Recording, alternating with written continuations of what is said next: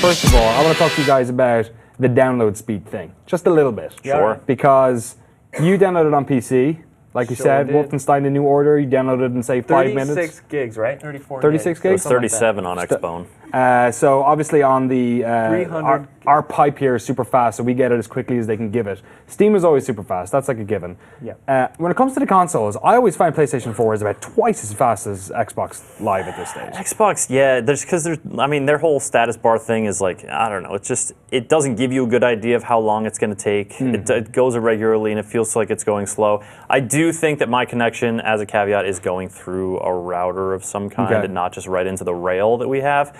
But yeah, I would say, you know, in terms of getting to frequently download stuff on PC versus PS4 versus Xbox One, kind of goes in that order in terms of speed. And why? Yeah, it's kind of annoying. I always wondered if it was the Xbox Live Gold versus like having a PlayStation Plus subscription. Gold, but I got both of them. Yeah, I don't know. Like, but with the PlayStation stuff, I always feel like whenever I buy a game on PSN, there's a chance I can play it that night. Whereas I'm almost like resigned to the fact that if I buy a game, or if I get a game on disc and I put it in and it's got 20 gigs of uploads, I'm like, oh well, I guess that's tomorrow. Yeah. Yeah, and then Xbox does that like ready to start thing. But it doesn't do but it's never ready. Which is like, oh sweet, Battlefield's ready to start, and you boot it up and it's like, cool, you can play the first level of the single player. How do you feel about tutorials? We got your back. Multiplayer. Yeah. Still working on it. Do you think is that a problem for you guys? Like, it's getting a little bit irritating for me that like my PS4 is starting to fill up. That's starting to irritate me a little bit. And then like being forced, even getting retail copies of games, and then being forced to wait another 3 hours to actually play them. Like, is that a big selling point for you or a problem?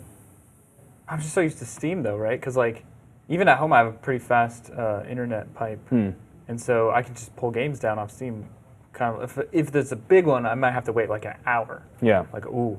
But if I buy a game on Xbox One, I know that I'm like, well, I better set this to download, go to work. Hopefully it's done by the time I get back. It probably won't be because it like failed or something. Yeah. It's just super unreliable, and I'm all for getting everything digitally. Yeah. Because that's just how it's been on PC for so long. I love it.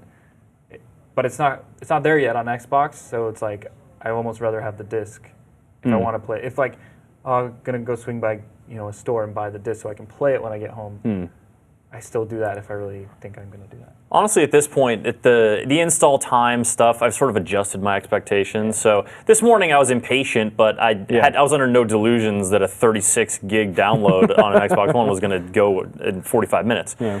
I get home, I will like set up whatever game I want to download and play, and then get home around 7. By about 10, when my wife goes to bed and I have like time to play, it's about ready. The thing that gets me is the system updates that are substantial and take downloading, because I don't leave my systems on all day in like draining ghost power mode. I don't know, it's like, it's negligible, I know, but it's just a thing. I don't do it.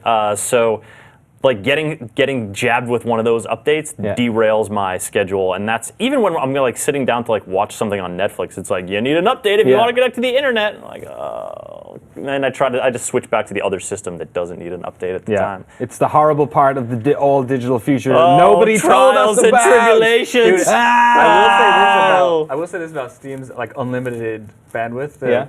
Theoretically, I pulled down 56 gigs of GTA 5 when it was coming out at like 50 megabytes a second. Really? On this connection. Yeah. But then I like downloaded on a different computer, the one with like TriSLI. Yeah. And it was capped out at like 18 megabytes, and then I couldn't get it to go back up. Oh, really? So I think Steam does they throttle it somehow. They might throttle it because that was a very high demand game at a very like release day. Yeah. So they may throttle it, but that's still pretty good, 18 megabytes seconds. Yeah, I'm not going to stick my nose up at 18 megasecond. Thanks very much, guys, for talking about that.